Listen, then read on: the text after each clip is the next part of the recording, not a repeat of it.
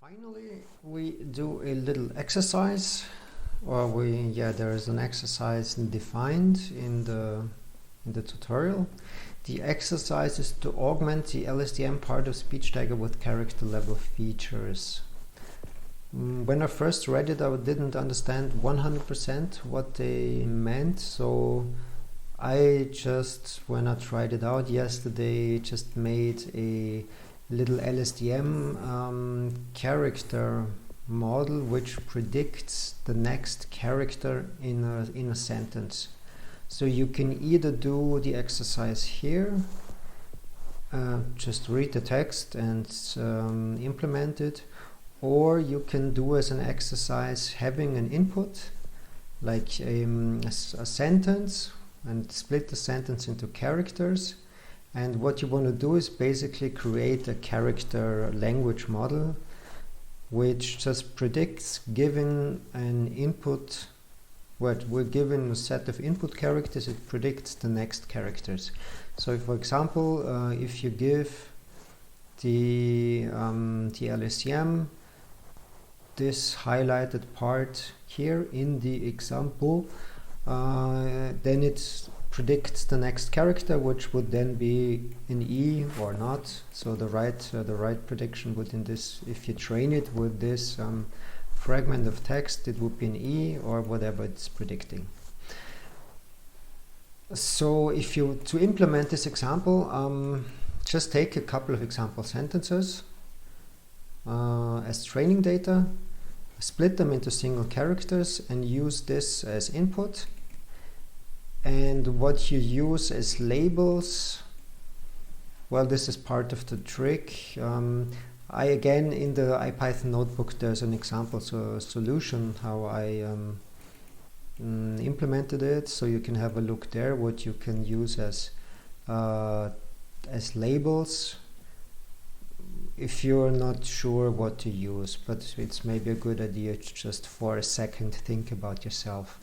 What would be the input and what would be the correct labels for an input sequence.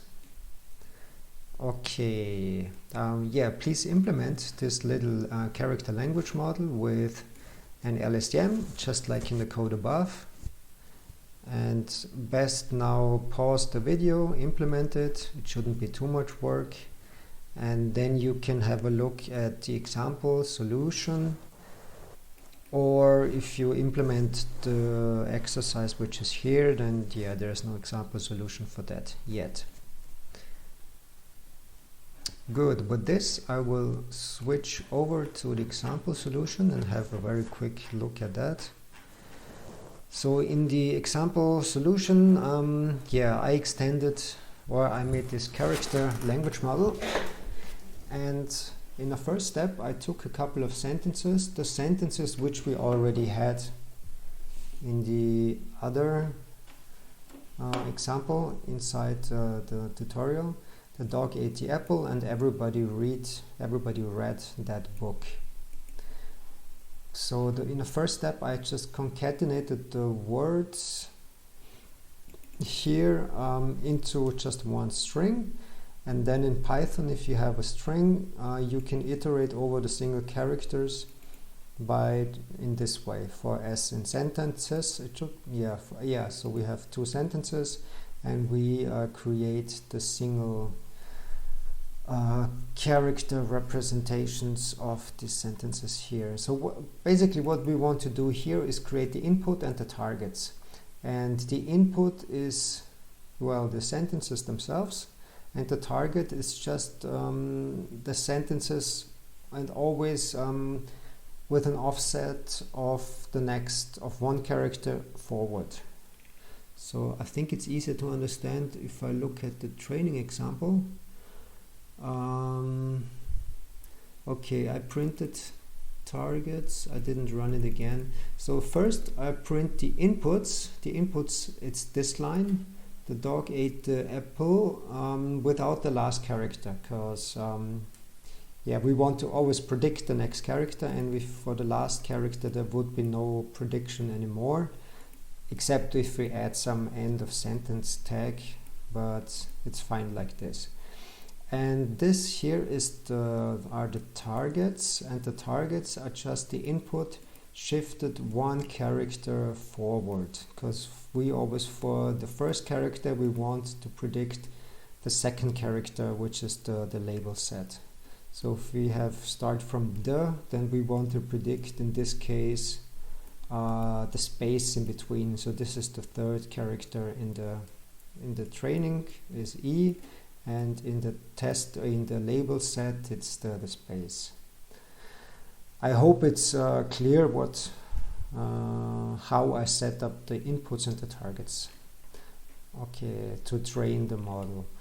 Then in a second step, we just create a character to index, like we had the word to index, which we then print out here. I think I said something wrong up there, coming back to it. So here we just iterate over the sentence strings, and for both sentences, for the first sentence we just cut away the last character, and for the second sentence for the targets we cut away the first character. But we don't split it here into single characters yet. This is done later. So sorry for the confusion about this part. Then we just define a vocabulary size, which is just how many characters we have, which we want to predict. And then we can continue to set up the LSTM class.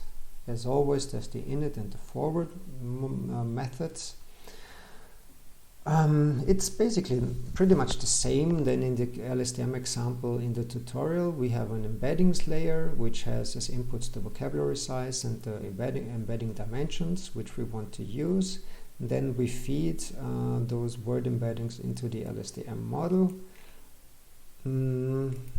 Or here we don't feed it yet. Here we just initialize the LSTM object. And then we have, in the end, we have a layer to project from the LSTM output to the tag space, to the tags that we want to predict. And the computation graph is just, we have the sentence as input for the word embeddings. Then we, when we have the embeddings for the characters in the sentence, we feed those into the LSTM, which is here. Then we get the LSTM outputs, which is for every character in the sentence. We get a hidden state. Okay, then we have the LSTM outputs. We feed them into the output the layer, into the linear layer, to then project it into the space of the vocabulary which we have.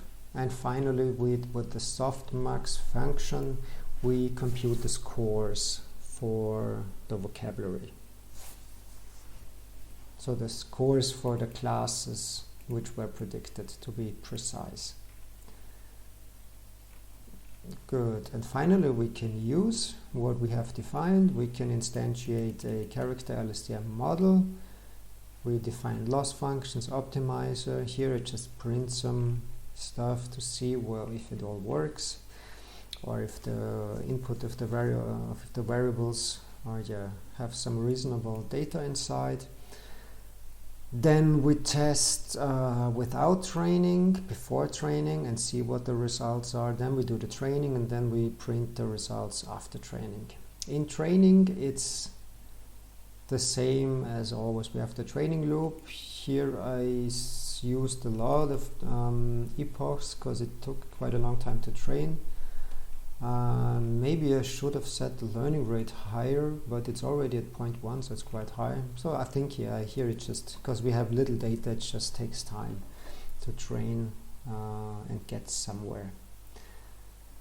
Okay, in training we feed, or we convert the input sentences to tensors. Again, for the input sentence and for the targets. We feed those into the model, we get the scores, we compute the loss, and we update the model. That's like always. Here I just print after 50 epochs, or each 50 epochs, the loss, to see that the loss is getting less.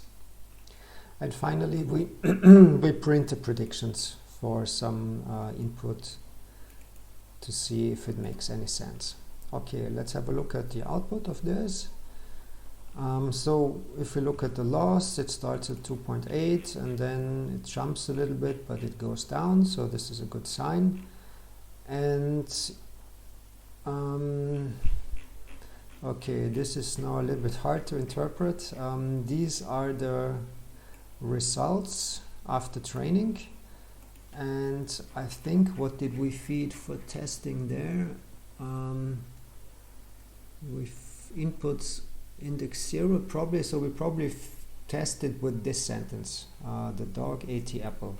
So the first input is then the T, and we would expect the H as the correct next character, and H is the first, the element number 2, so the second index in our output tensor. So we would expect, I think maybe this is before training. If we now look at the output of this character LSTM, which we discussed, then we can see quite clearly that for the first character, the prediction is this one. So it's the second character, which is exactly what we wanted. So the T is this one, the H is this one. So if we feed the T, it predicts the H. If we feed the T and the H, it predicts the E. If we feed the first 3, it predicts the fourth, and so on. So exactly as we would have expected for the LSTM to do this. Okay. Good. Then in the next video, which will be the last one, I will just quickly explain what the homework for this unit is.